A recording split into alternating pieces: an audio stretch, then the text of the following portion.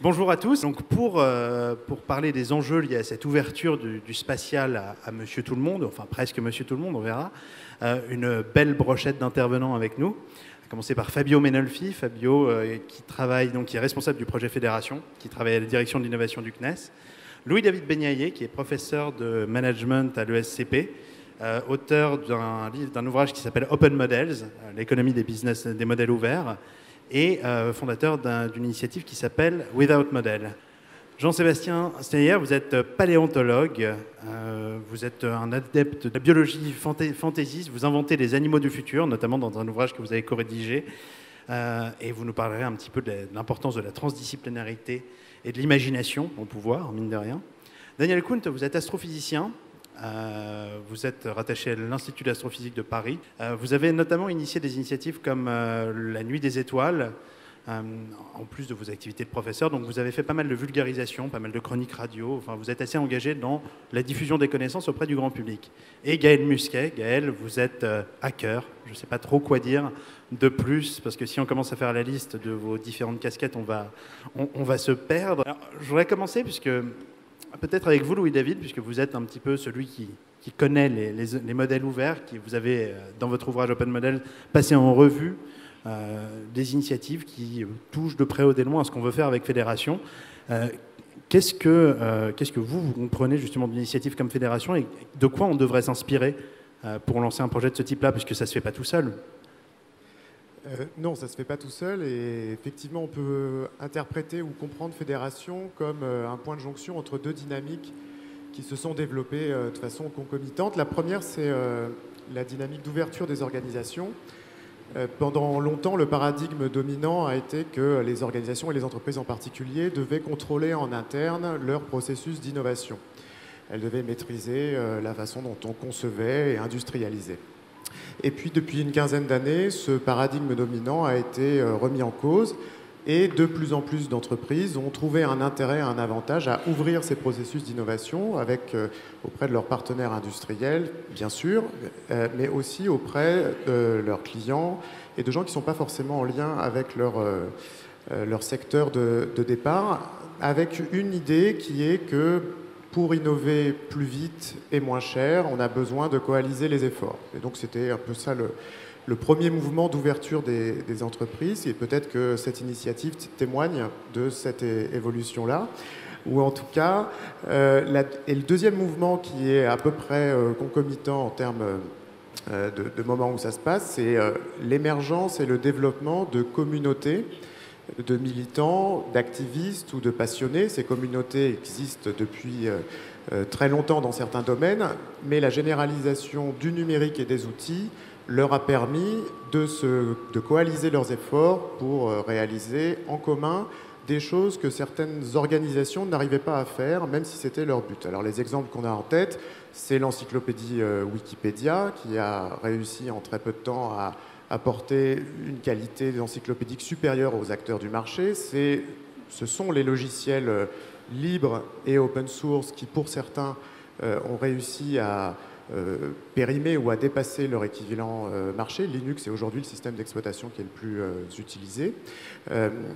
Et puis des communautés qui se sont, et c'est peut-être ça qui va nous occuper aujourd'hui, qui étaient plus proches du faire et du matériau et du tangible et du produit.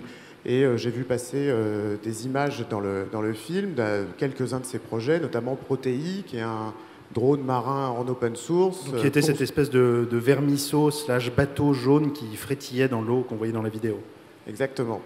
Et qui a été conçu, qui a été à l'initiative d'un ingénieur qui a ensuite rassemblé une communauté. Ce qui est intéressant, c'est que César Arada, il était ingénieur au MIT et c'est une frustration du système propriétaire de propriété intellectuelle qui a été à l'origine de son envie d'ouvrir cette propriété intellectuelle et de rallier une communauté internationale pour réaliser quelque chose que les industriels n'étaient pas capables de réaliser, c'est-à-dire un drone marin qui est capable de contenir les pollutions des pétroliers, puisque c'était au moment de la faille Deepwater.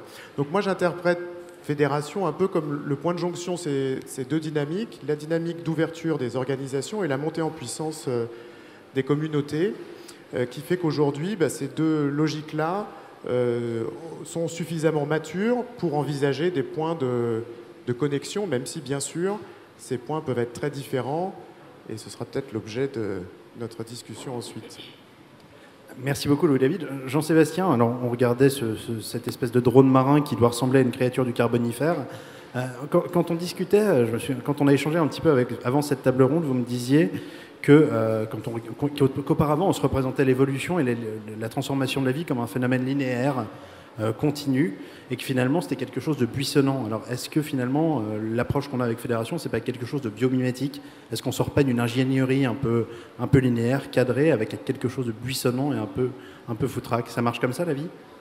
Oui, on pourrait faire l'analogie effectivement entre les nouvelles conceptions que l'on a sur l'évolution des espèces et Fédération, puisque autrefois effectivement on pensait l'évolution comme une succession de grades en fait, allant de la bactérie jusqu'au summum de l'évolution, c'est-à-dire l'homme par anthropocentrisme. Or aujourd'hui en fait on met toutes les espèces au même niveau et le but est de reconstruire en fait des relations de parenté d'une manière arborescente. Et je crois que c'est cette figure de l'arbre qui peut très bien coller en fait à Fédération, en rajoutant le côté multidisciplinaire finalement de la paléontologie, qui est une discipline en soi presque par essence multi- ou transdisciplinaire, puisque pour étudier l'évolution des espèces, on est à l'interface entre les sciences de l'univers et la biologie. Ça fait partie aussi de notre formation. Et en plus, pour rebondir sur ce qui vient d'être dit, la paléontologie, c'est aussi une science participative. Et je crois que le participatif est de plus en plus important dans notre société, parce que la société, comme les espèces, évolue aussi. La société évolue très vite et on se rend compte de plus en plus que dans des domaines variés, le résultat de la somme est supérieur finalement à la somme de chaque petit résultat obtenu indépendamment. En gros, en français, ça veut dire qu'on est plus fort en groupe organisé, bien sûr, organisé sous forme d'arborescence, dichotomique ou polytomique, mais aussi organisé sous forme de réseau, voire même de réseau. Et c'est ce qui fait la force, je crois, de Fédération, et c'est ce qui transparaît aussi ici. Pour rebondir sur ce que vous dites, d'une certaine façon, il y a une nécessité d'avoir de la biodiversité. Alors vous parliez de la transdisciplinarité de votre discipline, la paléontologie. Je crois que vous allez très très loin, vous, personnellement, en matière de transdisciplinarité, puisque c'est même pas avec d'autres scientifiques. Vous vous contentez pas de travailler avec des biologistes, mais vous travaillez avec des artistes, des auteurs de science-fiction. C'est important pour enrichir un champ, si je pense à l'analogie, un champ scientifique ou un champ d'ingénierie, d'aller chercher des publics qui ne travaillent pas du tout dans ce champ de quelque façon que ce soit. Qu'est-ce que ça y apporte? Qu'est-ce que vous avez vu, vous, dans votre expérience? Oui, alors, on peut citer Einstein, qui disait que l'imagination est plus forte finalement que la connaissance. Alors, les deux sont très complémentaires, et en paléontologie, l'ultime but en fait, du paléontologue, c'est de voir vivre les espèces disparues que l'on s'efforce d'aller chercher sur le terrain de par le monde, et pour reconstituer en fait d'une manière graphique, j'entends pas d'une manière génétique, les espèces disparues, on a besoin d'artistes. Des artistes qui sont même très spécialisés, qu'on appelle des paléo-artistes. Alors ce ne sont pas des artistes qui viennent du paléolithique, ce sont des artistes qui travaillent avec nous scientifiques pour reconstituer en fait d'abord la myologie, c'est-à-dire l'architecture musculaire en fonction des squelettes fossiles que l'on découvre sur le terrain, et ensuite le paléo-artiste avec le paléontologue va reconstruire l'épiderme, le derme, l'épiderme jusqu'à la couleur qui est une interprétation en fait de l'artiste. Donc dans ma discipline, dans mon champ d'expertise, la sphère en fait imaginaire, la sphère artistique, elle est presque nécessaire pour l'accomplissement de ma petite sphère de paléontologue. Et l'idée nous est venue avec un collègue en fait paléo-artiste de partir d'une citation de Darwin qui se penchait un petit peu sur la biologie spéculative en disant en gros que les espèces les plus fortes aujourd'hui donneront peut-être naissance plus tard à des nouveaux groupes par sélection naturelle, etc. Et on s'est dit, pourquoi ne pas imaginer d'une manière spéculative, on n'est pas dans la prospective parce que l'évolution des espèces, c'est un phénomène non linéaire qui n'est pas encore modélisable, même si on arrive à modéliser des comportements de populations bactériennes dans des milieux très contrôlés en laboratoire, à l'échelle de toutes les espèces sur plusieurs millions d'années. Voilà. Donc on s'est amusé, j'ai envie de dire, à imaginer la Terre dans 10 millions d'années, avec sa faune, sa flore, sa nouvelle tectonique des plaques. Et donc on en a fait un ouvrage qui est en cours d'adaptation, d'ailleurs, pour un documentaire fiction. D'accord, donc on sort quand même d'un strict champ scientifique, enfin en tout cas on est à côté, et on essaie de l'enrichir par d'autres choses. Ça, je pense que Fabio, en fait, est en train d'enregistrer de l'information pour réfléchir au profil de fédération demain. Daniel, je sais que vous avez été très engagé dans des démarches de vulgarisation, notamment donc avec la Nuit des Étoiles, dont vous allez nous dire quelques mots, mais vous êtes aussi, vous faites partie, vous êtes rattaché à un champ disciplinaire exigeant qui est l'astrophysique. Vous êtes allé au-devant du grand public, vous êtes allé chercher des gens qui étaient des non-spécialistes. En astronomie, je sais qu'il y a aussi beaucoup d'amateurs. Comment on considère l'amateur, comment on considère le grand public, monsieur tout le monde, et comment on l'implique quand on vient d'une tour d'ivoire de chercheurs?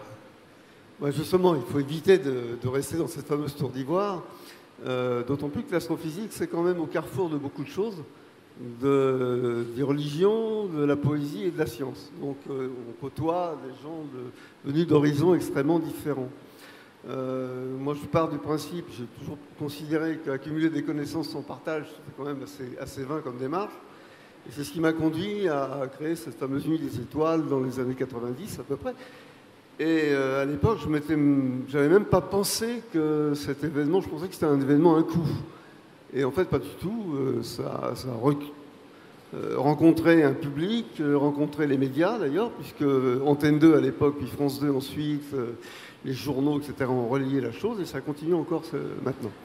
Et je pense que l'astrophysique a ceci d'extraordinaire, c'est que c'est un des rares domaines, et pas le seul, hein, où les amateurs et les professionnels se rencontrent, très très souvent. Alors parfois ils se regardent de loin, mais enfin en général, quand même, au contraire, ils s'apprécient. Et à quelle occasion alors? Est-ce qu'il y a des moments, des rendez-vous? Alors c'est pour cette raison qu'il y a énormément de projets qui sont conduits et par des amateurs et par des professionnels en collaboration. Alors je peux en citer quelques-uns. Un des projets qui m'est apparu vraiment les plus spectaculaires, ça s'appelle Galaxizo. Alors Galaxizo, il est venu d'une mission, une mission au sol, un télescope au sol, qui a recensé des millions et des millions de galaxies, en prenant des photos de chacune d'entre elles. C'était il y a assez peu de temps d'ailleurs. Pardon ? C'était une démarche assez récente. Hein. Ça s'est passé il y a quoi?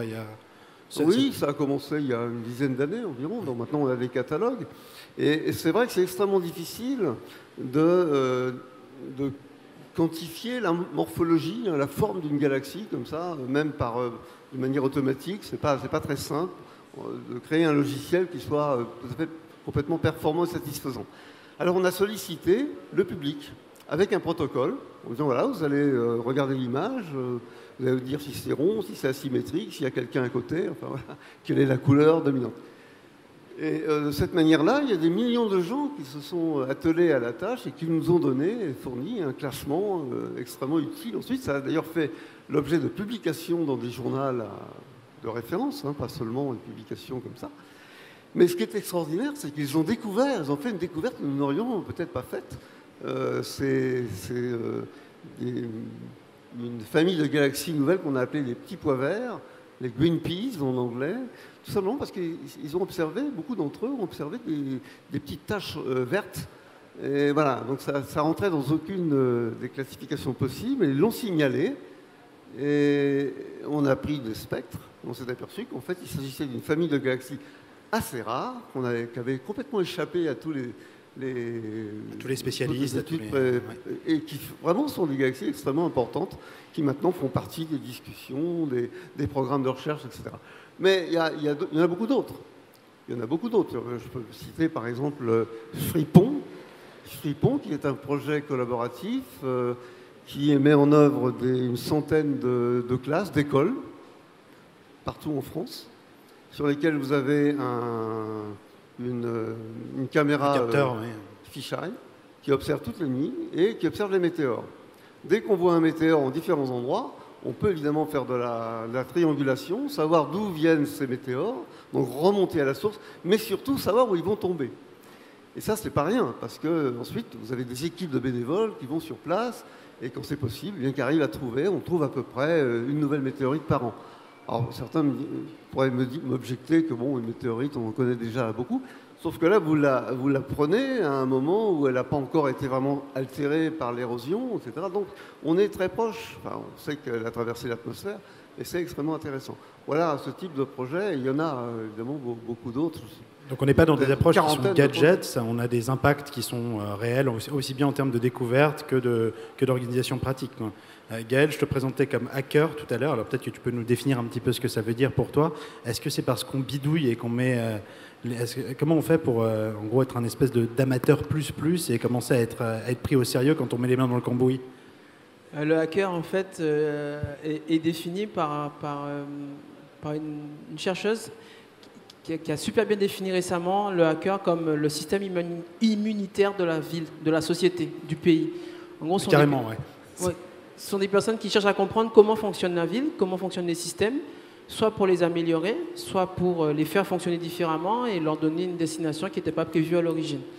Moi, je suis météorologue de formation. Mon premier métier, ça a été de concevoir des capteurs qu'on larguait dans des tornades, des ouragans, parce que j'ai été moi-même victime enfant à 9 ans d'un ouragan, et que c'est cette partie-là, cette partie terrain qui m'intéressait. Donc, on est souvent amenés, nous, météorologistes, qui fabriquons des instruments, des capteurs, à être sur le terrain, à détourner des objets qui ne sont pas prévus pour ça à la base, pour pouvoir faire des mesures.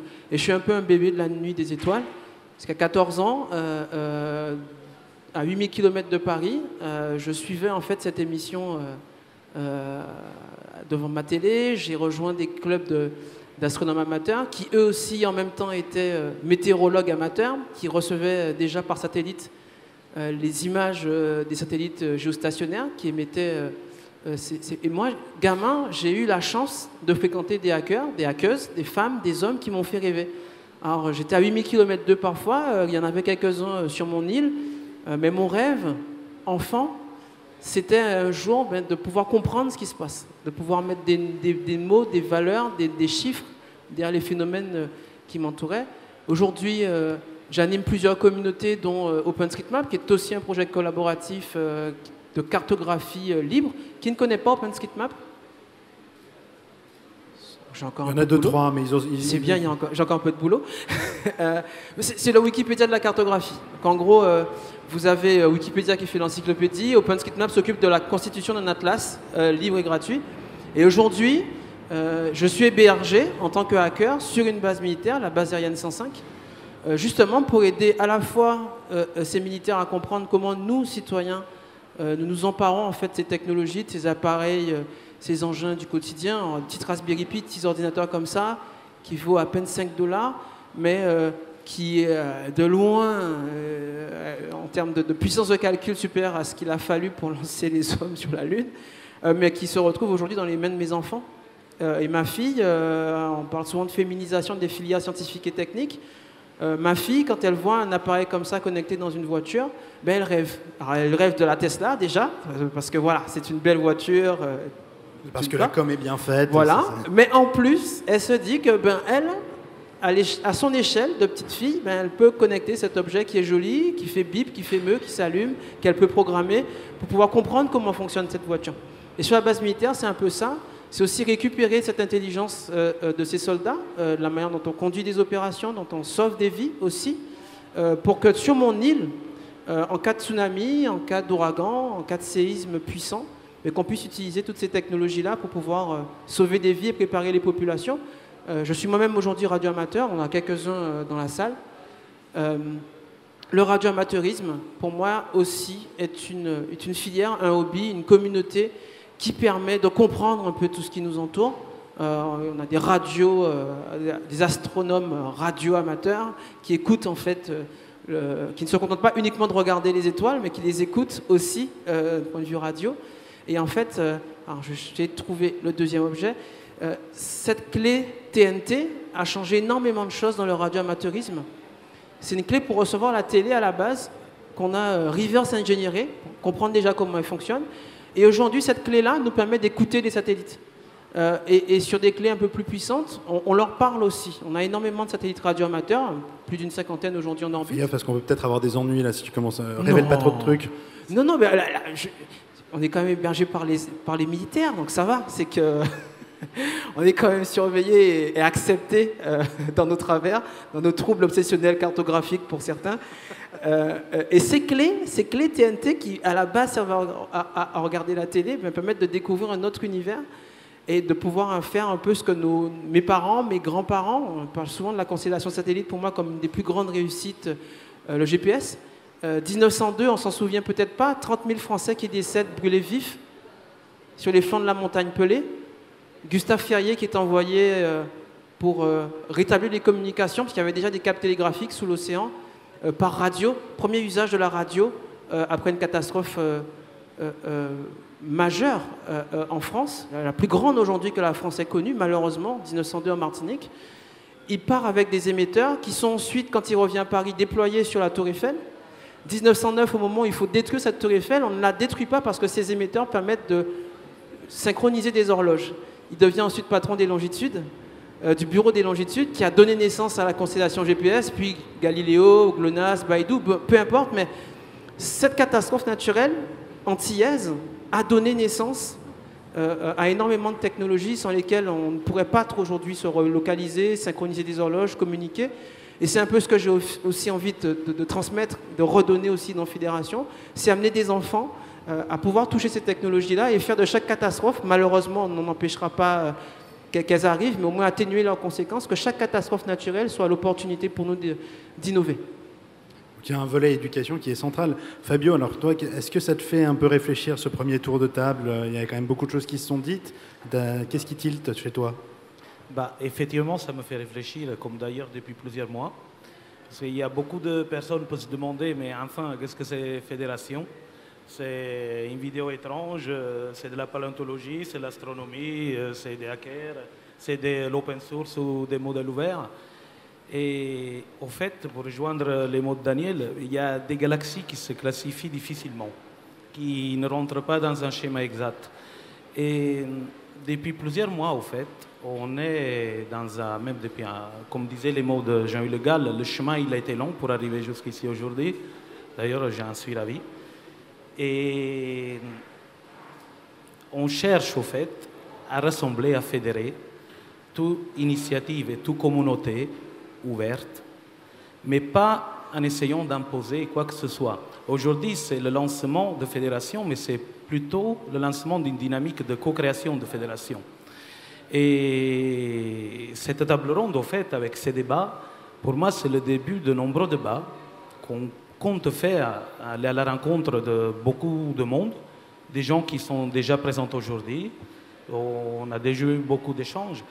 Et du coup, dans tous les mots de la table ronde, moi, bien sûr, tu me disais, ça te fait réfléchir. Bien sûr que ça me fait réfléchir, parce que intellectuellement, j'essaie de faire la synthèse.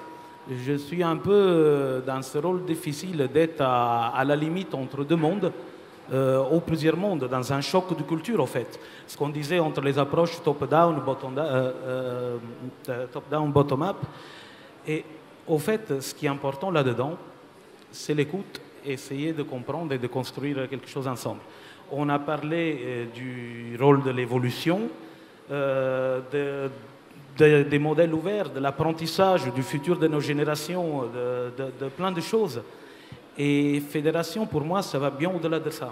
C'est vraiment le rassemblement d'un écosystème de toute personne de bonne volonté existante pour essayer d'impulser une dynamique et qui soit justement basée sur les valeurs de ces communautés, sur les valeurs de l'apprentissage par pair, c'est la nuit des étoiles, sur les valeurs d'interdisciplinarité, sur de liberté, d'utilisation des objets de manière bienveillante. Et je pense qu'aujourd'hui, en fait, faire ça, cette initiative, en fait, elle aurait pu naître dans n'importe quel secteur industriel. Parce que, globalement, les technologies, elles sont mieux. Le fait qu'elle arrive dans le secteur spatial, je pense que c'est un signal très fort pour dire on est arrivé peut-être à la fin d'un cycle, un cycle qui a démarré il y a plus de 50 ans, un cycle où le spatial était déjà quelque chose de collaboratif. Des individus tout seuls, ils n'auraient pas pu créer tout ça. Si vous prenez la station internationale, même pendant la guerre froide, on l'a construit tous ensemble. Et en fait, le spatial, c'est un environnement qui est déjà mûr pour faire ça. Parce que, intrinsèquement, ça fait partie des valeurs du spatial. C'est l'idée de travailler ensemble et essayer d'aller au-delà de ça. Et du coup, on est vraiment dans la problématique, qu'est-ce que c'est l'ouverture? On est pour moi très loin des logiques d'open innovation, où on essaie d'étendre les frontières de l'entreprise pour créer de l'innovation interne. On n'est pas un industriel, le CNES ce n'est pas un industriel. On est plutôt un créateur d'écosystèmes. Et fédération ne c'est pas quelque chose qui est pour faire de la technologie ou économique, c'est beaucoup plus que ça. Je pense que ça peut apporter des retombées qui vont être sociétales, technologiques, économiques, mais à chacun de trouver sa place dedans et à chacun de définir la fédération qu'il voudrait. Et donc ça, pour moi, c'est très important, aussi comme outil de formation dans un mode qui, pour nous, est... On a dû faire une grande introspection dessus pour se projeter dans un monde de pair à pair, où on n'est pas en train d'imposer des choses avec une casquette d'agence. Mais tu veux dire que c'est pas seulement, il ne s'agit pas juste d'éduquer les enfants, il ne s'agit pas de former, mais c'est aussi se rééduquer soi-même.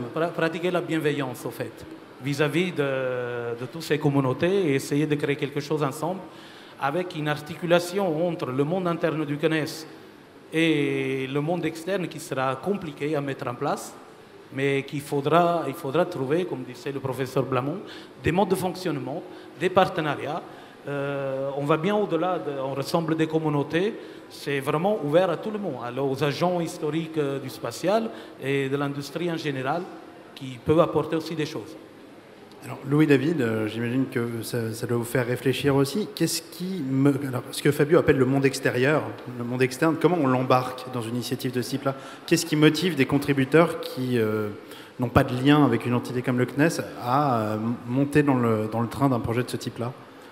C'est une alchimie qui est toujours qu'on comprend souvent a posteriori. Alors, vu le nombre de projets qui se sont déroulés, on commence à avoir quelques éléments de réponse. Ce qu'on constate, c'est qu'il y a des motivations qui sont de nature très différente, qui peuvent pour un même individu évoluer au cours du temps. Donc ça rend les choses encore plus compliquées. Mais pour peut-être prolonger ce que tu viens de dire, ce qu'on observe, c'est que c'est pas seulement parce que c'est ouvert que les gens s'y ruent. Et donc le point de départ de l'ouverture et de mettre à disposition quelque chose à des gens pour qu'ils le fassent, c'est nécessaire. Et ce n'est pas toujours suffisant. Et donc, il y a besoin d'autres relais, d'autres moteurs. Et ces moteurs-là, ils peuvent être autant individuels que collectifs. Il y a des moteurs individuels qui vont être liés à l'apprentissage, la compréhension, et on va avoir envie de s'engager pour comprendre et pour apprendre. Et puis, il y a des motivations qui sont également individuelles, parce qu'on va, à travers ces projets-là, être plus visible, améliorer sa notoriété ou son employabilité. Et puis il y a des moteurs qui sont quand même plus sociaux, voire politiques, et des moteurs sociaux qui vont être d'interagir avec d'autres, de contribuer à quelque chose qui est plus grand que soi, de faire quelque chose avec d'autres qu'on ne pourrait pas faire seul, et voire dans certains cas, et c'est là où il y a une dimension parfois politique ou au moins militante, de faire quelque chose qui n'existe pas parce que les autres ne veulent pas le faire. Et donc, on verra quelles seront les communautés qui se saisiront de fédérations et pour en faire quoi, mais probablement qu'une des clés, c'est justement d'arriver non pas à déterminer, mais à susciter la nature de l'engagement. Et en tout cas, dans tous ces projets-là, les motivations ou les moteurs peuvent être très différents, mais il y en a toujours un. Donc l'enjeu, ça va être dans cet étalage-là, de trouver le ou les moteurs qui vont faire que des individus, des organisations, des communautés vont se saisir de cette opportunité, qui est une opportunité assez considérable quand on la décrit rapidement. Notons que l'espace est quand même un territoire qui fait rêver, qui génère beaucoup d'imaginaire, enfin qui crée de l'adhésion. Daniel, vous vouliez réagir, je crois. Oui, je voulais réagir parce que j'ai l'impression que si fédération se met en place, c'est parce que, je vais être un peu provocateur, mais je veux dire que c'est parce qu'elle existe déjà. Les mentalités sont déjà prêtes. Et on a des exemples partout que ces liens, ces sociétés, ces communautés hybrides se rejoignent. C'est déjà le cas de la recherche scientifique dans tous les domaines, dans le domaine qui a été cité par mon voisin, mais en astronomie, évidemment, vous avez un observatoire européen, il y a 15 pays qui participent, vous avez le projet ALMA, qui est un projet de 66 radiotélescopes, une quinzaine de pays ont participé, des pays qui sont sous des régimes différents, des mentalités différentes, des économies différentes, des modes de vie différents, et pourtant ils se sont réunis dans des projets comme ça. Le CERN a existé bien avant l'Europe, bien avant qu'on parle de l'Europe politique. Hein, donc voilà. Et au niveau du public, puisque c'est ça dont il est question, vous avez plein d'exemples, on en a cité quelques-uns, mais par exemple l'expérience Planck, ce satellite Planck dont vous avez peut-être entendu parler, qui a cartographié le ciel pour détecter cette lumière fossile qui viendrait 380 000 ans après le Big Bang. Voilà. On en a beaucoup parlé. Eh bien, je travaille dans un laboratoire à l'Institut d'astrophysique de Paris où il y a une équipe qui était impliquée dans cette expérience Planck, mais ils ont eu recours à des ordinateurs du public qui étaient volontaires pour participer et qui offraient leur temps de calcul. La puissance de calcul en fait d'ordinateurs de particuliers qui étaient mis en réseau. Et leur électricité, en fait, l'électricité c'était très cher dans l'histoire. Donc il y avait un protocole qui était en place pour mettre en service ce genre d'ordinateur, des logiciels open source qui étaient utilisés. Et ça allait très loin parce que les gens ne sont pas contentés de prêter leur ordinateur, mais se sont groupés entre eux. Ils ont fait des groupes. Il y avait évidemment un retour. Hein. Donc il y avait un retour, donc une sorte de récompense. Je ne me souviens plus sous quelle forme c'était. Mais entre eux, les groupes étaient en concurrence d'une manière, évidemment, une concurrence pas cannibale, hein, une concurrence plutôt coopérative. Et donc voilà, donc je crois que ça existe. Mais pour arriver maintenant, il faut réfléchir effectivement aux moyens d'aller plus loin. Hein. Moi je pense ça me fait penser à un proverbe africain que j'aime beaucoup qui dit tout seul, si tu veux aller vite, fais-le seul. Si tu veux aller loin, fais-le avec les autres. Bon. Eh bien, là, la fédération, c'est exactement ce qu'elle pourrait écrire, je pense, tout à fait dans cet esprit-là. Et il me semble que, comme le spatial, ça répond par définition à des projets à long terme, je crois que le meilleur moyen de préparer le long terme, c'est l'éducation. Et ça, l'éducation, on a aussi des exemples de projets. La Nuit des Étoiles en est une, il y en a eu d'autres. Hein, et c'est très tôt. Et je pense qu'en plus, le CNES a déjà de l'avance, elle a déjà montré sa voie avec les clubs CNES hein, qui ont permis aux jeunes de tester, de faire sortir de lancer des initiatives anciennes dont on parlait, effectivement. Voilà, oui. Et ça date des années 70. Est-ce que vous pouvez en toucher un mot très rapide Oui, c'est-à-dire que lorsque les premières fusées ont été lancées, eh bien évidemment, ça a suscité un engouement parmi toutes sortes de populations différentes, en particulier des enfants, et qui prenaient des cachets d'aspirine, ils les bourraient de poudre, et puis ils essayaient de faire des petites fusées dans les terrains vagues. Alors ça produisait des accidents, des doigts perdus, des accidents parfois graves. Et au lieu d'interdire, eh bien, le CNES a proposé de s'aider, de collaborer avec les industriels pour faire une maquette simple, utilisable par des associations relais qui ont les Franca, la NSTJ, qui est devenue Planète Science maintenant. Et il y a eu des colonies de vacances, des stages, etc. Voilà. Et donc ça s'est situé à peu près dans les années 70. Hein. Mais c'est un exemple, je crois qu'il faut évidemment conforter, élargir, et informer et éduquer. Donc le spatial collaboratif, ça date pas d'hier, il y a eu des essais. Gaël, tu me disais notamment qu'il y a des choses qui se font aujourd'hui, des choses qui s'inventent dans le spatial. Il y a des initiatives un petit peu partout qui naissent, de type hacking. Tu peux nous en donner 2-3 ?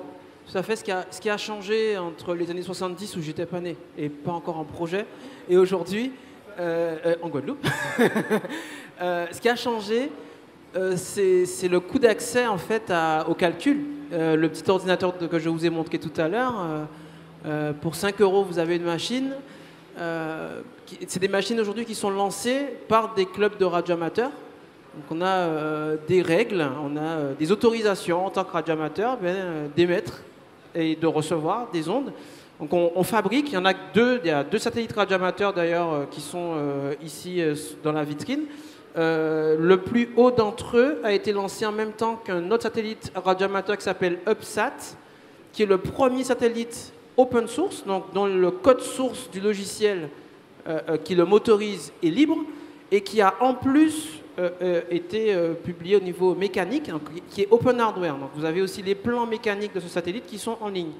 Et où ce projet va plus loin, c'est que les stations sol, alors pour ceux qui ont eu la chance de me voir hier et avant-hier, j'avais une station en fait que j'ai pas pu ramener parce qu'elle est quand même assez lourde. Un peu énorme, vous ne pouvez pas la mettre sur scène.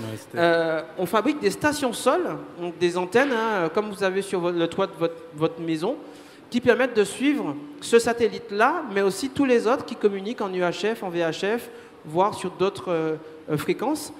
Il faut juste changer l'antenne, et ce sont des routeurs, hein, azimut élévation, qui vont aller suivre le satellite de son lever à son coucher.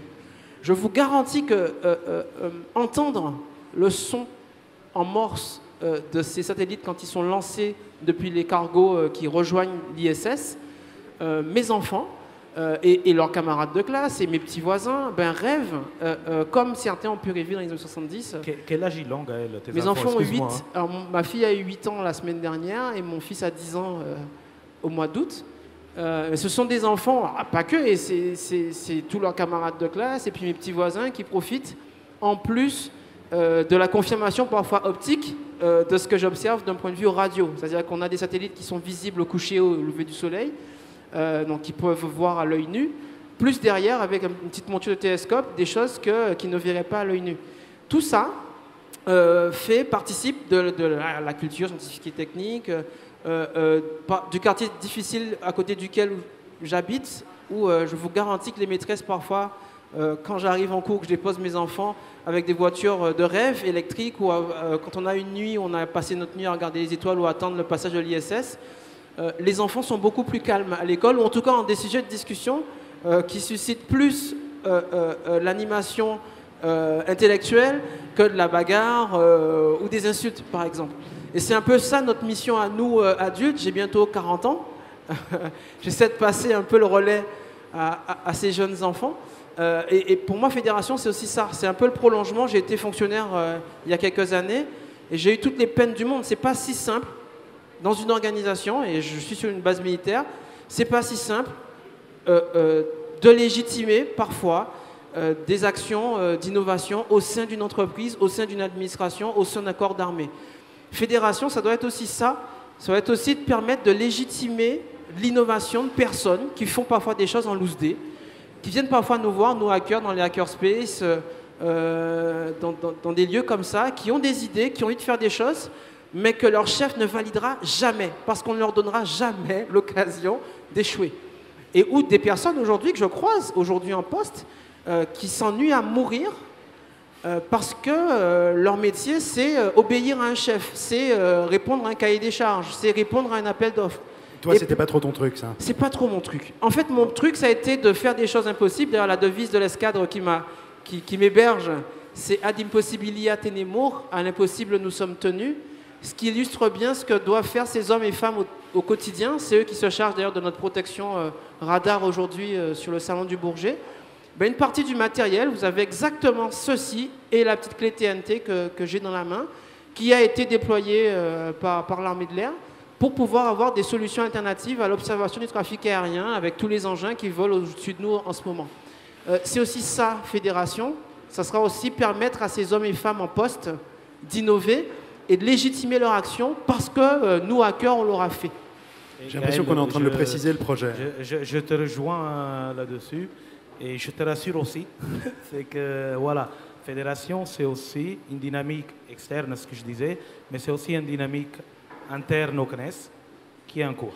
Et je parlais justement de l'articulation entre les deux, qui est essentielle. Parce que c'est à la frontière des deux, là où elles se croisent, que naissent les choses les plus intéressantes. Alors, je ne peux pas m'empêcher, on parle beaucoup d'enfants depuis tout à l'heure, on parle beaucoup de faire rêver, de susciter l'imagination. Je ne peux pas m'empêcher de noter qu'on est dans un pavillon qui est à l'effigie d'un film de science-fiction qui sort dans quelques temps. Jean-Sébastien, on en parlait un petit peu en préparant cette table ronde. Est-ce que finalement l'une des solutions, c'est pas justement de susciter l'imagination, de faire un petit peu rêver? Et vous, je crois que vous avez notamment travaillé avec un auteur de science-fiction pour écrire un ouvrage qui s'appelle Terre exquise. Est-ce que ce genre de liant, justement, pour arrimer une organisation comme le CNES avec des organisations diverses, avec des enfants, avec des gens qui viennent de champs complètement différents, est-ce que le liant, ça ne peut pas être ce genre de démarche? Finalement, est-ce que c'est pas dans l'imagination qu'on crée de l'adhésion? Oui, c'est un des leitmotifs, en fait, c'est l'imagination, c'est la science-fiction. Tous les astrophysiciens que je connais sont des grands fans aussi de science-fiction. Beaucoup de collègues paléontologues, qu'ils soient amateurs ou institutionnels, et j'enfonce le clou justement par rapport à cette fédération en fait de communautés sans hiérarchie, sans frontières, parce qu'en tant que paléontologue, 80% des découvertes de par le monde sont faites grâce aux amateurs, c'est-à-dire à des paléontologues qui ne sont pas institutionnalisés et sont des amateurs au sens étymologique du terme, c'est-à-dire ceux qui aiment, celui qui aime, amateur. Et donc le dénominateur commun, c'est la curiosité scientifique, c'est l'imagination, c'est essayer de comprendre le monde tourné vers l'espace. Et la science-fiction, effectivement, permet de parler de science, d'une part, et permet de regarder un petit peu la société de demain en montrant un petit peu des perspectives soit dystopiques, soit utopiques, en fonction des auteurs. Et donc ce qui est intéressant, c'est que on essaie, avec les œuvres de science-fiction, donc culture imaginaire, culture des mondes imaginaires, en fait, de parler de science, en rentrant du coup avec la sphère de la littérature, aussi bien qu'avec le cinéma ou la bande dessinée, comme c'est le cas de l'adaptation en fait, de Valérian qui sort en juillet. Au passage, si vous êtes impatient de voir Valérian sur écran, je vous conseille l'exposition à la Cité des Sciences de Valérian, les sciences dans Valérian. On a travaillé dessus avec Roland Lehoucq et on s'est rendu compte en fait que l'imagination en général ou la culture geek, finalement en particulier, est un très bon leitmotiv pour faire passer plein de notions scientifiques auprès des gamins ou des moins jeunes aussi. Un vrai dénominateur commun, oui. D'ailleurs vous avez remarqué que le logo Fédération fait des références assez explicites à la science-fiction et à certains films et livres assez connus. Vous parliez de l'amateur, Jean-Sébastien. Alors Louis-David, est-ce que finalement, là je rebondis sur un truc auquel je pense tout de suite, mais en français, traiter quelqu'un d'amateur, traditionnellement, c'est pas très laudatif de dire quelqu'un qu'il est un amateur. Est-ce que finalement, quand on voit que quand Gaël nous sort un boîtier où il nous dit c'est plus puissant en termes de calcul que ce qui nous a servi à envoyer des fusées sur la Lune, est-ce qu'il y a un état des technologies qui fait qu'aujourd'hui, on doit prendre au sérieux l'amateur? Est-ce que c'est ça, en fait, le modèle ouvert? En tout cas, oui. Alors, effectivement, dans le monde qui se dit professionnel, l'amateur n'est pas sérieux. Il n'est pas sérieux pour tout un tas de raisons historiques. Et puis, ce qu'on constate, c'est qu'avec la généralisation du savoir, d'une part, de l'accessibilité du savoir, de l'accessibilité des technologies, et ça, c'est vraiment une différence importante, les individus qui aiment, qui sont motivés et qui ont envie de réaliser quelque chose, ont les moyens pour le faire. Et ça, ça n'a pas toujours été le cas. Et c'est bien le binôme entre la diffusion du savoir, son accessibilité presque immédiate sous forme écrite, vidéo, etc., et l'accessibilité à certaines ressources, les logiciels libres, le matériel en conception ouverte et des ressources techniques, etc. Et donc ça permet à ces individus qui ont toujours existé, qui ont toujours, pour certains, crapahuté en Afrique pour essayer de trouver des traces, et ben aujourd'hui, et on en discutait tout à l'heure, ça permet à un jeune Indien de 18 ans de concevoir un satellite de 60 grammes qui va être lancé, indien, qui va être lancé dans quelques semaines. Et effectivement, ça signifie donc que l'amateur, il a une place importante de dialogue, de contribution avec des gens qui se disent professionnels. On peut les qualifier d'institutionnels au sens où ils font partie des organisations référentes, qu'elles soient gouvernementales, entrepreneuriales ou industrielles. Et quand on discute avec ces organisations référentes, on voit deux mouvements. C'est-à-dire qu'il y a quand même une grande partie des gens qui continuent de penser que les amateurs restent des individus qu'on peut regarder de loin. Je ne parle pas d'organisations scientifiques, mais d'organisations vraiment industrielles au sens de la fabrication. Mais comme on a chaque semaine un exemple de quelqu'un qui réussit quelque chose d'absolument formidable sans qu'on lui ait rien demandé et avec très peu de ressources, de plus en plus elles le prennent en compte. Et la difficulté qu'elles ont, c'est à trouver des occasions pour des occasions d'interaction entre les deux. Parce qu'une fois qu'on a pris conscience qu'il y a cette énergie et cette volonté, les occasions de discuter et d'interagir ne sont pas toujours très faciles. Et c'est peut-être la mission de fédération d'arriver à fournir cette occasion de dialogue. Donc, créer des zones de dialogue, faire monter en compétence l'amateur aussi. Fabio, est-ce que tu voulais réagir là-dessus? Puisque tu disais qu'il y avait une transformation qui était lancée en interne Codecnes. Il faut apprendre à parler à l'amateur, à le prendre au sérieux. On va démarrer. On est lancé là-dedans, il y a beaucoup de choses à faire.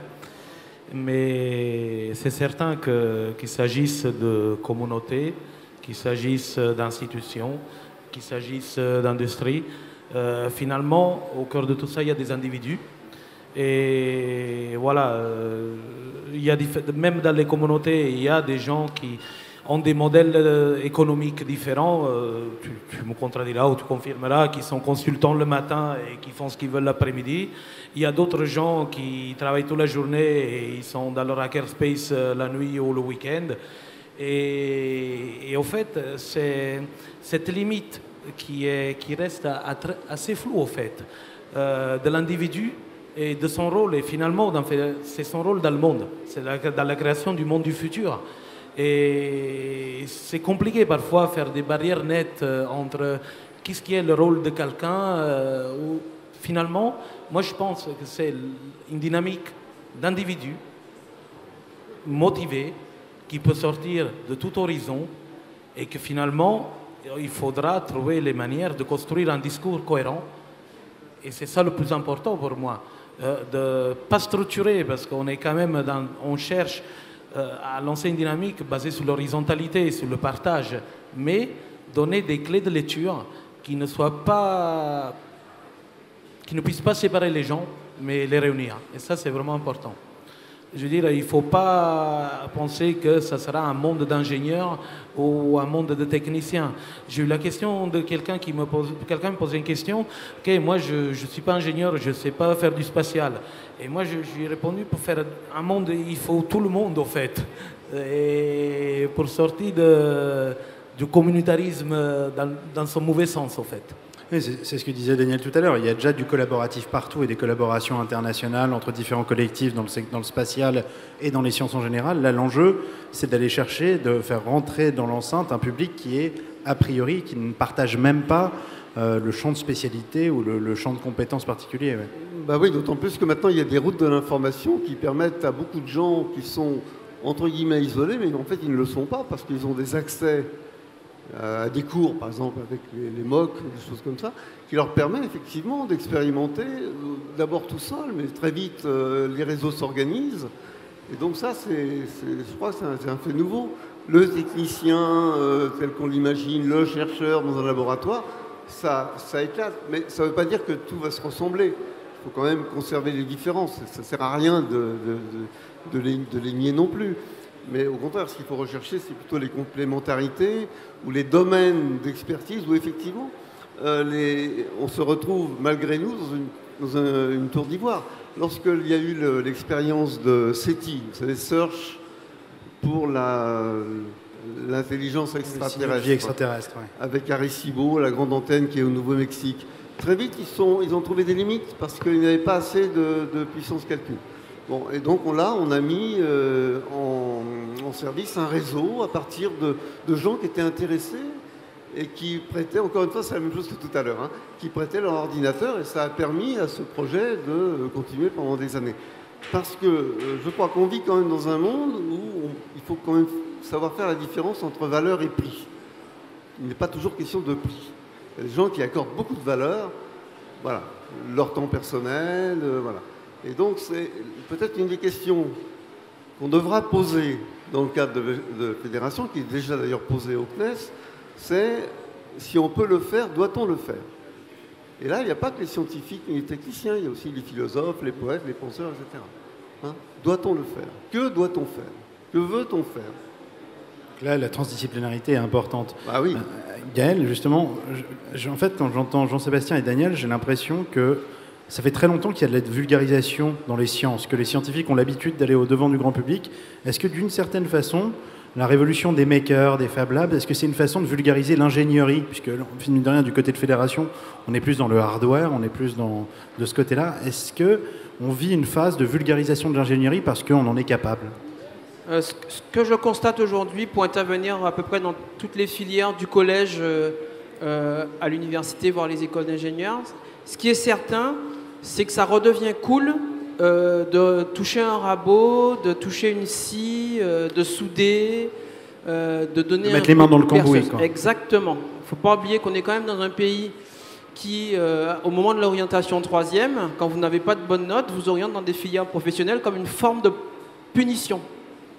C'est mal, en tout cas, vous faites un bac pro parce que vous n'avez pas eu de bonnes notes.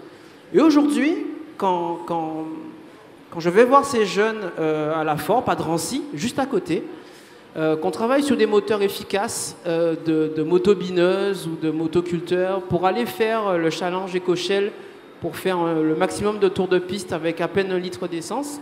Ces enfants, aujourd'hui, ces jeunes sont fiers de faire ça. Et on se retrouve de plus en plus avec des ingénieurs de grandes sociétés qui sont fiers de venir travailler à nouveau avec ces jeunes-là. Et je dis souvent que j'ai rien à inventer, j'ai pas de mérite. J'ai eu la chance, quand j'ai commencé ma carrière de fonctionnaire à l'époque, qui s'est arrêtée, d'avoir été compagnonné par des 68ards qui étaient curieux et qui expérimentaient, qui étaient un peu rebelles, mais qui aimaient leur métier, qui étaient curieux et qui mettaient vraiment les mains dans le cambouis. On parlait tout à l'heure du projet SETI @Home, qui est un projet de calcul distribué justement pour les signaux extraterrestres. Ma mère, j'ai toujours en tête ma mère qui dit mais et ma grand-mère, qu'est-ce que tu vas chercher dans ces étoiles là? Pourquoi tu passes tes nuits? J'ai failli en mourir. Mes parents croyaient que c'était un cambrioleur qui passait par le toit. Je passais des heures sur le toit de ma maison à observer des étoiles. Et aujourd'hui, quand ma grand-mère a 97 ans, et elle se dit on a bien fait de te laisser en fait passer des nuits blanches. Parce que maintenant on comprend en fait à quoi ça sert tout ça. Quand je lui explique que le projet SETI @Home en fait sert aujourd'hui à l'industrie pharmaceutique pour comprendre comment se plient les protéines et comment ces protéines peuvent être aujourd'hui responsables de dégénérescence cérébrale qui cause la maladie d'Alzheimer, etc. Ça lui parle à ma grand-mère, même si elle n'est pas atteinte de cette maladie-là, mais elle a vu beaucoup de ses proches partir, mourir. Et lui dire aujourd'hui qu'un projet qui a priori n'a rien à voir avec les peptides, qu'on retrouve dans le vin qu'elle aime consommer un petit peu le midi, lui expliquer ça à ma grand-mère de 97 ans, et lui expliquer que les calculs qui a priori essayaient d'expliquer ce qu'on captait par radio de ces extraterrestres qu'on n'a pas encore trouvés, j'ai pas été encore dans la zone 51, donc voilà. Ça lui parle. Mes enfants, ça leur parle aussi de se dire, voilà, la webcam que j'ai mise sur mon télescope, qui va faire une photo rapide du ciel étoilé, qui va ensuite télécharger et remonter cette photo sur des serveurs aux États-Unis, qui vont en fait donner une espèce de signature comme une empreinte digitale de la zone que mon télescope est en train d'observer, qui va ensuite dire exactement vers quelle étoile on pointe, et ensuite recaler les erreurs mécaniques de mon télescope pour bien pointer sur Jupiter et bien suivre Jupiter pour que Jupiter reste bien dans l'axe et qu'on puisse montrer à ses enfants les satellites de Jupiter. Ça leur parle parce qu'ils se disent, ok, il y a une caméra, il y a un aspect optique, mais qui boucle en permanence avec un aspect mécanique qui leur parle parce qu'ils se rendent bien compte que les imperfections de la mécanique, aujourd'hui, sont améliorées par du calcul informatique et par de l'optique et par cette webcam qui, a priori, a l'air anodine, mais qui permet aussi de suivre, Fripon, des météores qui rentrent dans l'atmosphère. Bref, on a on a un champ de possibles. Et on ne fait pas ça uniquement parce qu'on est interloqué par l'au-delà, parce que les étoiles c'est beau et que nos montures de télescope font bip-meu. On fait ça aussi parce que derrière, il y a des hommes et des femmes qui traduisent ça dans le milieu médical, qui traduisent ça dans le milieu sportif, qui traduisent ça dans le milieu de l'agriculture aussi. Le spatial, c'est un point d'entrée vers tout à fait. un ensemble d'autres choses. Donc peut-être que Fédération peut-être qu'on reviendra sur Terre à un moment, on ne sait pas. Tout à fait. Les applications sont juste sans limite. La limite, c'est l'imagination. Et c'est pour ça que je parle beaucoup des enfants. On est dans un climat politique, même si l'élection vient de passer, très anxiogène pour les enfants. On vient de passer quand même une élection où mon fils de 10 ans me demande est-ce qu'on va quitter ce pays parce que ses camarades de classe à la récré lui disent ben, t'es noir, donc tu sais, s'il y a la candidate qui passe, tu gicles. Et moi, leur dire regarde le ciel, ça permet de détourner un peu le sujet. Quoi. Ça, mais en même temps me rendre compte que mon fils, quand il me parle de ça, c'est pas la peur de partir de ce pays qui le gêne en fait. Il n'avait pas peur de partir de la France. La vraie question, c'était de savoir si on allait en Jamaïque, à Aruba, à Bonnières, à Trinidad, à Tobago, pour voir en fait le ciel étoilé avec la croix du Sud, parce que c'est quelque chose qui l'avait vachement marqué, et se dire ok, ce pays veut plus de nous, ben on aura un autre territoire sur lequel on pourra regarder d'autres cieux et vivre différemment. C'est ce que j'essaie de faire en fait pour ces enfants-là, c'est casser un peu ce climat anxiogène politique, les attentats qui ont fait énormément de mal à ces enfants, et de leur dire que ben, l'avenir c'est eux, que les sciences c'est eux, que tout ce qu'on est en train de faire, tout ce qu'on est en train de se dire là, ces dinosaures qu'ils n'ont pas vu, que j'ai pas connu non plus, ben, c'est aussi une porte ouverte sur l'avenir et que l'avenir n'est pas si sombre que ça, bien au contraire. C'est une belle conclusion de ton côté. Fabio, je pense qu'on va être obligé de faire quelque chose avec les enfants, d'un moment. Oui, avec les grands-mères de 97 ans. On va faire quelque chose avec tout le monde parce qu'il y a des enfants, mais il y a aussi des retraités. Il y a un bassin d'intelligence et d'envie et d'enthousiasme qui est mis à la marge de la société aujourd'hui. Et j'espère que ça va être plein de force pour Fédération.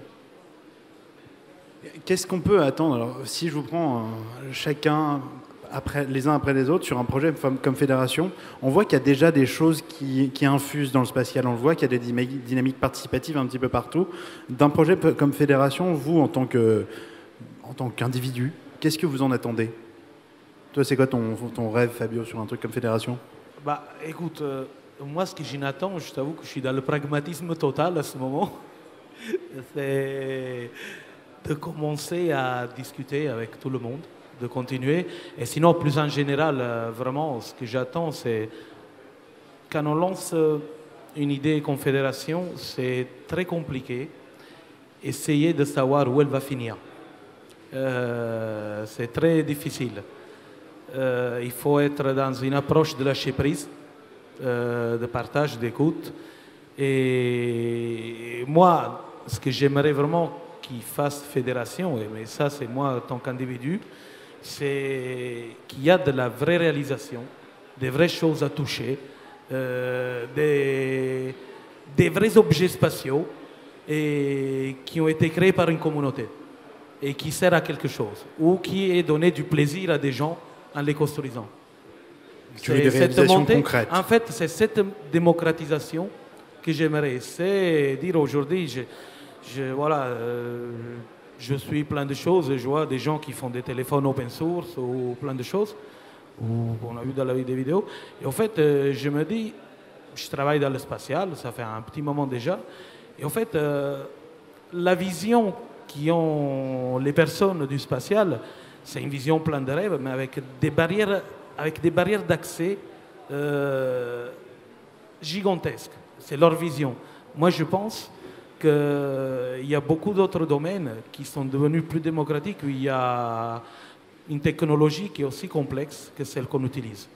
Ce qui est compliqué, c'est la mise ensemble de toutes ces technologies et la gestion système de toutes ces technologies.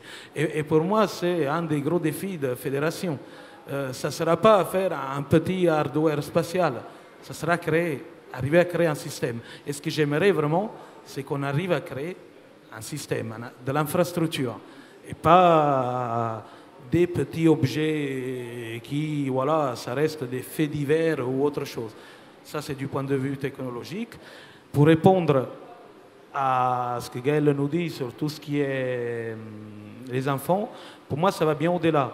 C'est des enjeux qui sont sociétaux. Il y a beaucoup de personnes, je disais, qui sont à la marge ou qui vont être à la marge de la société dans le futur. Et du coup, je pense que c'est un terrain magnifique pour créer des choses avec une très grande valeur sociétale pour tout le monde. Donc voilà. Moi, ce que j'aimerais, c'est si je peux participer à une exploration qui n'a pas eu lieu, qui rassemble des gens très différents pour des raisons différentes et qu'on arrive à découvrir un tout petit truc, un tout petit peu de savoir additionnel et qu'on aurait réussi à faire que parce qu'on est ensemble, je trouve que ce serait une belle incarnation. Moi, ce que je souhaite pour Fédération, et c'est bien parti pour, c'est l'explosion des frontières. On parlait de l'explosion des limites hiérarchiques, des relations hiérarchiques aussi, amateurs versus professionnels, ça n'a presque plus lieu d'être aujourd'hui, finalement. L'explosion des disciplines, on voit que finalement qu'en rajoutant des SHS, des sciences humaines et sociales, on peut aussi se poser la question, des questions éthiques intéressantes. Est-ce qu'on peut le faire? Cela veut-il dire est-ce qu'on doit le faire et inversement? Et puis il y a aussi, à mon échelle, on peut très bien se demander, tiens, pourquoi un paléontologue ici, aujourd'hui, sur ce plateau? Qu'est-ce qu'un paléontologue peut faire dans l'espace? Finalement, est-ce que l'exopaléontologie est une science d'avenir? Est-ce que ça n'existe pas à l'heure actuelle? Or, statistiquement, quand on rajoute les dimensions temporelles de notre planète, du système solaire, bien sûr, et d'autres systèmes, on a beaucoup plus de chances demain, je pense à ExoMars en fait, de découvrir des formes de vie extraterrestres fossiles que vivantes. Donc finalement, c'est ça qui est très louable et légitime comme but de fédération, c'est exploser les frontières des disciplines en faisant du multidisciplinaire, tout simplement. Oui, c'est très bien. Mais peut-être qu'on va trouver bientôt des traces de mammouth sur Mars. Il ne faut pas être pessimiste. Moi, je me dis que je n'ai aucun doute sur le fait qu'il va y avoir des réalisations techniques absolument extraordinaires qu'on ne soupçonne même pas. Que cette mise en commun des ressources, ça va générer des découvertes, des réalisations extraordinaires. Ce que je demanderais, moi j'attends de Fédération, c'est effectivement d'apporter du lien, pas seulement un outil supplémentaire qui soit commercialisé et dont on ne sait plus quoi faire au bout d'un moment parce que ça nous échappe, parce que ça devient cannibale, parce que ça devient, etc. Donc vraiment donner du lien, pas un lien qui bloque, un lien qui soit vraiment un lien. Et ça, je pense que le CNES a déjà montré ses capacités, évidemment. Montrer un lien et finalement, ce qui rejoint ce qu'on a déjà dit 2 fois, surtout donner du sens. Pourquoi tout ça? Donner du sens. Voilà, donner du sens. Pas seulement à quoi ça sert. Si on le fait, pourquoi on le fait? Et donner du sens, c'est toujours le plus difficile. Parce qu'on est toujours dans le processus de la découverte, avant de se demander à quoi ça va servir. Ça a été vrai pour les Internet, ça a été vrai pour les portables, et après on commence à dire, oh là là, attends, c'est dangereux, il faut peut-être mettre des règles, etc. C'est bien que ça soit comme ça. Mais il faut savoir qu'à un moment donné, on doit se poser le problème du sens, et plus vite on le fait, mieux c'est, en général. Voilà. Et ça, je pense que le CNES est capable, Fédération est capable de le faire. Le CNES l'a montré dans le passé, donc voilà, je suis assez optimiste.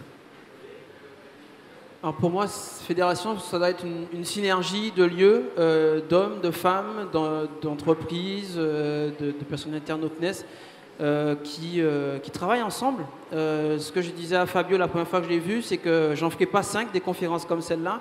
À un moment, il faut que je touche, il faut qu'on voit le matériel qu'on est qu'on ait des antennes, qu'on ait des... Promis, c'est la dernière. Il faut des antennes, il faut des moteurs, il faut des rotors, des montures. Je suis en train, avec plein de passionnés, de racheter un lieu entre Soissons et Compiègne qui s'appelle l'Hermitage. 30 hectares, avec 10 hectares de terre à cultiver, une forêt, une prairie. Ça sera à l'automne un lieu où pousseront des antennes, des mâts et où des radioamateurs, des hackers. On a quelques personnes de l'Electrolab qui sont présentes. L'objectif, c'est de vraiment sortir des murs et qu'on ait ce hackerspace à ciel ouvert où on pourra faire de l'observation spatiale, certes, mais aussi faire des communications spatiales avec des antennes, avec des rotors, avec des émetteurs, des récepteurs. Aller dans les sous-sols, faire l'inverse, parce qu'on est très attaché aussi à donner du sens. Pourquoi on fait tout ça? À quoi ça sert? Très bien. Ouais, ok, mais jusqu'où on va? On a d'anciennes champignonnières qui sont sous terre. Puisqu'on est aussi, même si je suis radioamateur, on peut aussi revendiquer le droit à la déconnexion, qu'on n'ait plus d'ondes autour de nous, voir un peu comment poussent les plantes, comment on se comporte, comment on va chercher des spéléologues qui se sont perdus, qui sont bloqués. Voilà, tous ces aspects-là où le spatial peut avoir un intérêt ou représente un intérêt, pour moi, ce sont des choses qui seront explorées à l'automne et je mets évidemment à la disposition du CNES, en tant que cofondateur de ce projet Hermitage, ce lieu pour pouvoir expérimenter en grandeur nature tout ce qu'on peut imaginer en agriculture, en agroforesterie, vivre ensemble, etc. Fabio, on va pouvoir faire une retraite fédération bientôt, je retiens. Merci Gaël. Arthur, je voudrais te poser la même question que tu as posée à tout le monde, parce qu'Arthur n'est pas simplement journaliste, mais il fait aussi partie du collectif WeChef et je pense que tu as ton mot à dire aussi là-dessus. Écoute, moi en fait, comme je te le disais, quand on préparait cette table ronde, déjà je suis très content d'être ici aujourd'hui. Déjà pour moi, c'est déjà une réalisation assez sympa du projet Fédération. Parce que quand j'avais entre l'âge de 4 et 6 ans, je voulais être paléontologue. Ensuite, j'ai eu une phase où je voulais être pilote de chasse. Je suis daltonien, donc je ne pouvais pas. Après, j'ai voulu être astrophysicien. Et finalement, j'ai rien fait. Donc je suis très content d'être avec vous tous, déjà. Non, déjà, effectivement, je trouve que moi, je suis très content, en fait, puisque les dynamiques collaboratives, on en parle beaucoup depuis des années avec WeShare. C'est un petit peu notre dada. Et je trouve qu'avoir comme objet l'espace, c'est quelque chose d'absolument incroyable.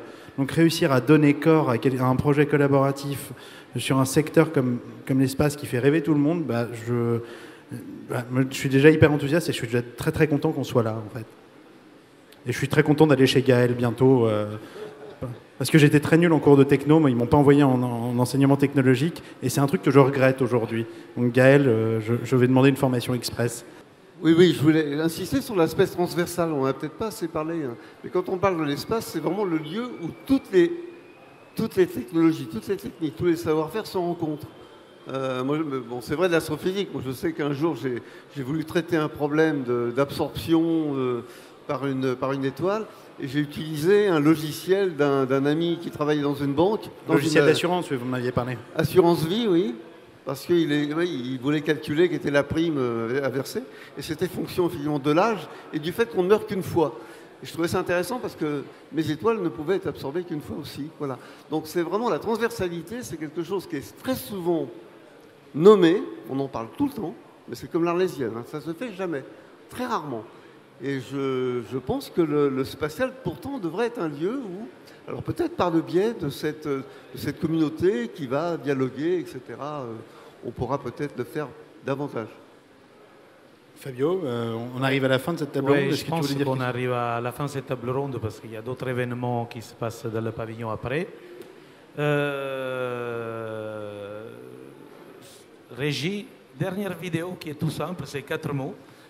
À vous les studios. Ouais. C'est juste pour vous rappeler quelques informations.